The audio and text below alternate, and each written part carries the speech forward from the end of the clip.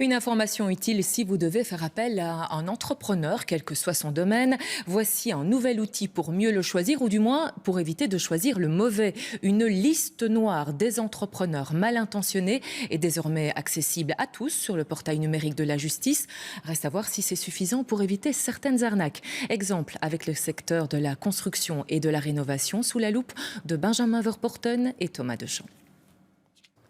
Des chantiers abandonnés en cours de route par des entrepreneurs. Véreux, cet avocat spécialisé en a malheureusement vu beaucoup. Des délits parfois commis par des personnes pourtant déjà condamnées et même interdites d'exercer. Raison pour laquelle il consulte désormais cette nouvelle base de données accessible en quelques clics. Jusqu'à présent, impossible de savoir en tant qu'avocat ou en tant que client lambda maître d'ouvrage, tiens, est-ce que cet entrepreneur, cet administrateur de société a eu une interdiction? Impossible. Mais aujourd'hui, ce registre finalement qui va pouvoir donner toutes les informations qu'on a besoin, eh bien, va permettre de le savoir de manière très facile. Une liste noire intitulée Just Ban est mise en ligne par le SPF Justice, qui n'a cependant pas totalement convaincu cette entreprise où l'on recense les sociétés fiables ou indignes de confiance.